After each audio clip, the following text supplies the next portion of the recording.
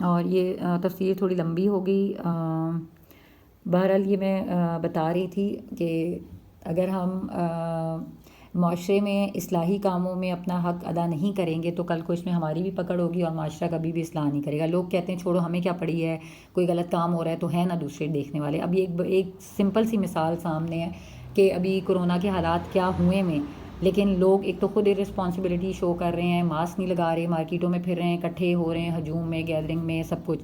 لیکن کیا ہے کہ اب فوج بلا لی گئی ہے, مطلب کہ جو ذمہ داری ہماری خود ہے, یعنی اب خود دیکھیں کہ ہم بحیثیت معاشرہ کتنا نیچے گر چکے ہیں کہ ہمیں ڈنڈے کے زور پر ہی چلانا پڑتا ہے.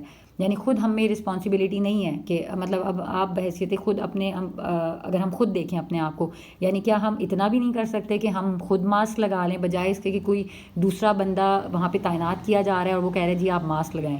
تو مطلب ہماری کیپیبلٹی کیا یہ رہ گئی ہے.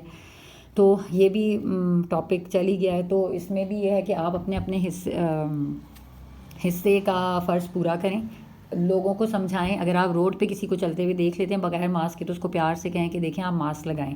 حالات اس قدر خراب ہو گئے ہیں کہ لاک ڈاؤن ہونے تک کی نوبت آ گئی ہے. تو آپ پلیز تھوڑا سا رسپانسبلٹی شو کریں, ایک اچھا مسلمان ہونے کا ثبوت دیں. ہم یہ دوسروں پہ تو بات بڑی اچھی کر لیتے ہیں, بڑی آرام سے کر لیتے ہیں کہ لوگ اپنی ذمہ داری نہیں پوری کرتے, حکومت اپنی ذمہ داری پوری نہیں کرتی, فلانا اپنی ذمہ داری پوری نہیں کرتا.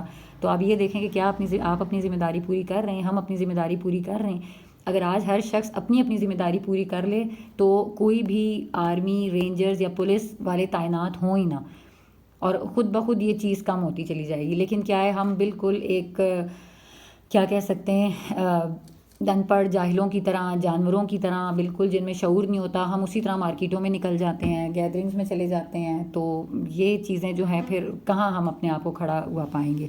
تو میری بھی یہی ریکویسٹ ہے سب سے کہ آپ لوگ بھی کوشش کریں اپنے اپنے طور پہ, جہاں بھی لوگوں کو دیکھیں ان کو سمجھائیں پیار سے کہ آپ ماسک پہنیں, یہ آپ ہی کے لیے. آپ ماسک پہن کے دوسرے پہ احسان نہیں کریں, آپ ماسک پہن کے خود پہ سب سے بڑا احسان کر رہے ہیں. تو آج جب ہم اپنے لیے کچھ نہیں کر سکتے تو ہم کل کو دوسروں کے لیے کیا کرنے کا سوچ سکتے ہیں.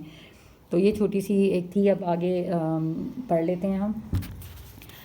ترا آپ دیکھیں گے کثیرم بہتوں سو کو, منہم ان میں سے, یتولون الذین کفروا کہ وہ کافروں سے دوستیاں کرتے ہیں, یعنی کہ وہ دوستیاں کرتے ہیں ان لوگوں سے جنہوں نے کفر کیا. لبیسا بہت ہی برا ہے, ما قدمت جو بھیجا انہوں نے, لہم اپنے لیے, انفسہم اپنی جانوں کے لیے, ان سخط اللہ اور جب پکڑ کرے گا اللہ تعالیٰ ان کی, یا بہت سختی کرے گا اللہ تعالیٰ علیہم ان پر, وفی العذابی اور عذاب میں, ہم خالدون وہ ہمیشہ رہیں گے. یعنی ایسے لوگ جو کہ کافروں سے دوستیاں کرتے ہیں اللہ تعالیٰ ان کو سخت عذاب دے گا اور اللہ تعالیٰ ان سے سخت ناراض ہوگا. ولو کانوا یؤمنون اور اگر وہ ایمان لے آتے اللہ تعالیٰ پر, والنبی اور نبی کریم صلی اللہ علیہ وسلم پر, وما انزل الیہ اور جو کچھ ان پر نازل ہوا, متخذوہم اولیاء تو وہ ہرگز کافروں سے دوستیاں نہ کرتے. ولیکن کثیرا اور لیکن بہت سے, منہم ان میں سے, فاسقون فاسق ہیں.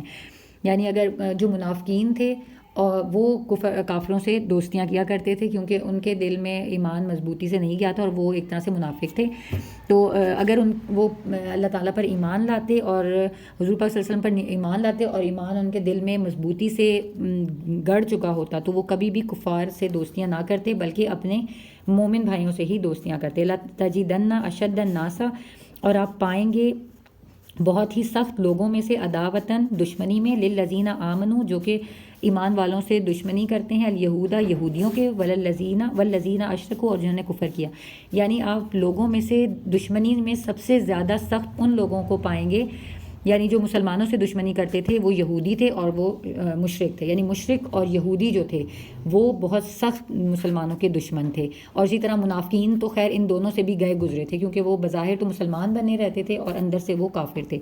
وَلَتَجِدَنَّ أَقْرَبَهُمْ اور آپ پائیں گے زیادہ قریب, مودتاً دوستی میں یا قربت میں, للذین آمنوا ان لوگوں کو, الذین مومنوں سے قریب, الذین قالوا انا نصارى ان لوگوں کو جو کہ کہتے ہیں کہ ہم نصرانی تھے یا ہم عیسائی ہیں. یعنی کہ عیسائی جو تھے وہ کفار اور یہودیوں کے اور منافقین کے مقابلے میں مسلمانوں سے پھر بھی زیادہ قریب تھے کیونکہ ان کا یہ ہے کہ ایک تو ان میں عالم زیادہ تھے اور وہ یہ تھا کہ وہ نرم دل واقع ہوئے تھے, کچھ وہ اسلام کی تعلیمات کو جلد قبول کر لیتے تھے. ذالک بأن یہ بسبب اس کے ہیں, ان منہم ان میں سے بہت سے, کسی سینہ بہت ہی زیادہ علماء، ایک تو علماء اور ان میں علماء تھے اپنے اپنی کتابوں کے ورہبانن، اور بہت ہی زیادہ وہ عبادت گزار اور نیک تھے، وَأَنَّهُمْ اور بے شک وہ لا يستكبرون اور وہ تکبر کرنے والے نہیں تھے. یعنی پھر یہاں پر بتایا گیا کہ عیسائیوں میں زیادہ تر ان کے علماء تھے، خطباء تھے،